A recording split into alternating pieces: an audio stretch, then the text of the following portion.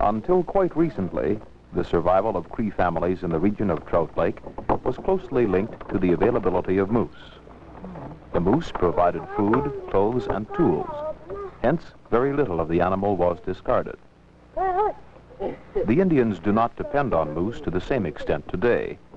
Nonetheless, the well-being of the community is still influenced by the prevalence of moose.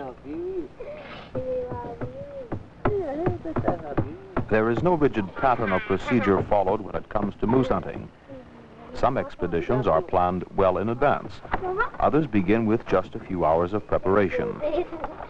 Similarly, a hunter may set out alone or in the company of relatives or neighbors.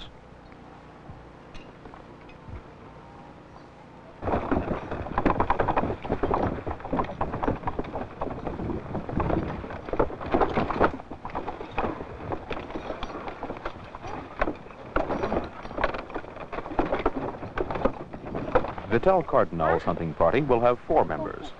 Accompanying Vital is his 17-year-old son, Louis, a neighbor, William Beaver, who has arranged to meet the group the following day, and, unexpectedly, Vital's youngest son, Oliver. Rarely are boys his age given this opportunity.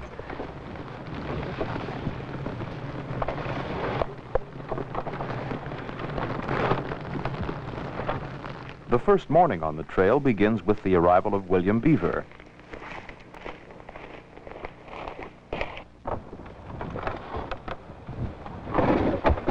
After a quick breakfast, gear is repacked and the search for moose is underway.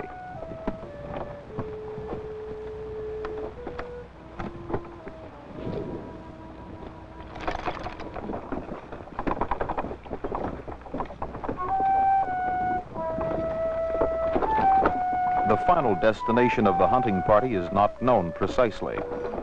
Tentatively, it is set for an area of lakes about 20 miles east of the settlement. This distance is considerable when the journey is through dense bush and recurring muskeg, making it necessary to rest the horses from time to time. At this camp, Vital is preparing rabbit for the noonday meal.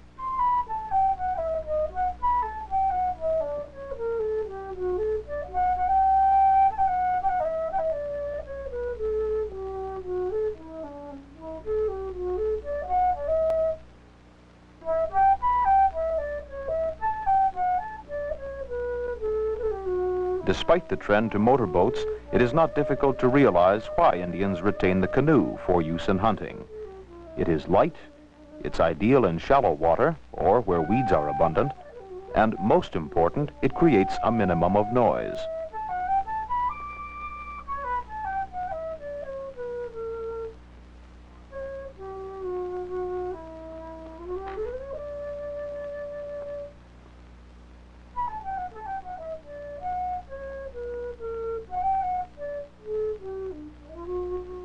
With no sign of moose at the first lake, the hunters move on.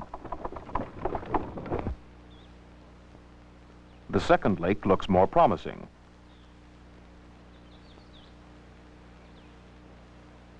Evidence of numerous fresh tracks raise hopes that there will be moose meat over the campfire tonight.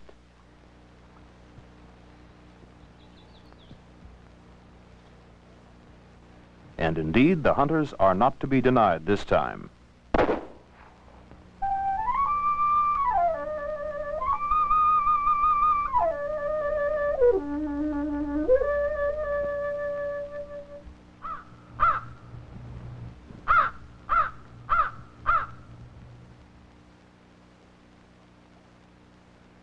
The moose is not as large as they would like, but at least the trip has not been in vain.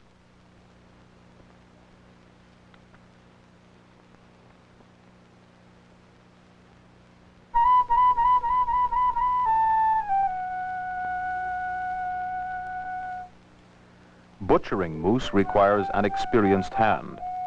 Vital, for example, severs the head by making the cut just at the right place. His knife passes cleanly through the neck without obstruction from bone.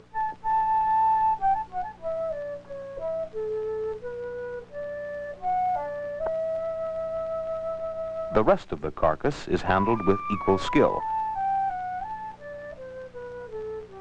In particular, care has to be taken in removing the hide, as unintentional cuts to the skin reduce its usefulness.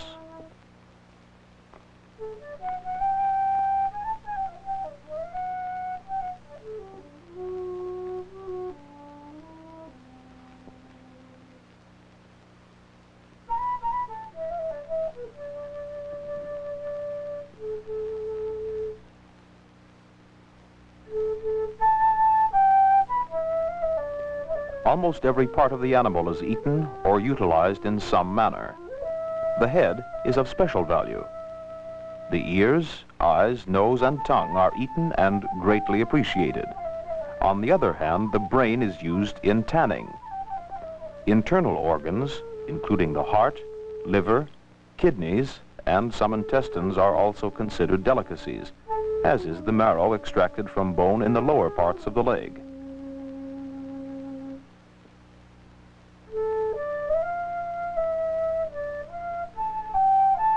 One thing is clear, waste is at a minimum. Even bones have a use as dog food.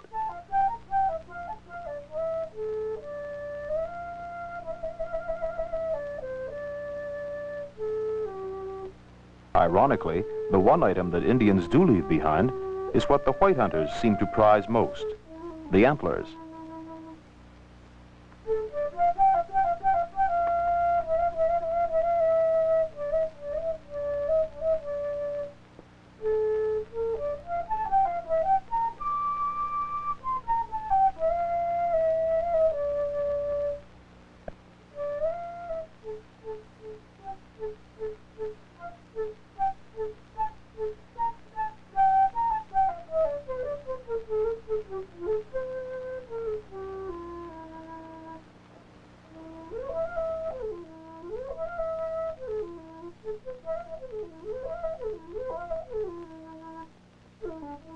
Perhaps there is no one hungrier than little Oliver. It appears he's already selected his supper.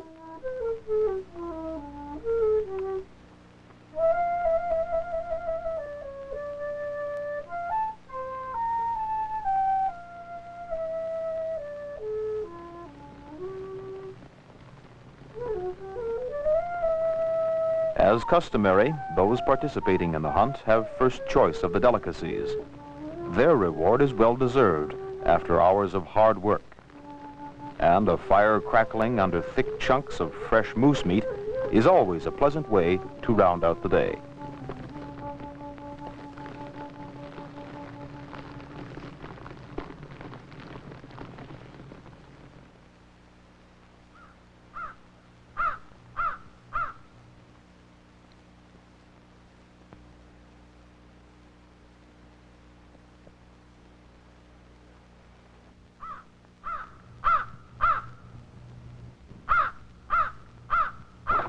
During the return trip, no further attempt to kill moose will be made unless moose are sighted on the trail or near camp.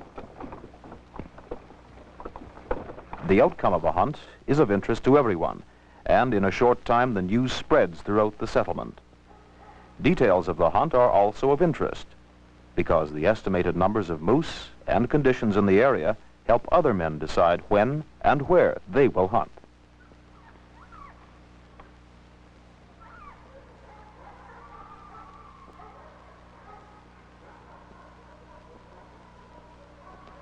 In order to make the division of moose as fair as possible, parts are shared in such a way that the head goes to one family and the hide to another. In this case, it was decided that William would take home the hide.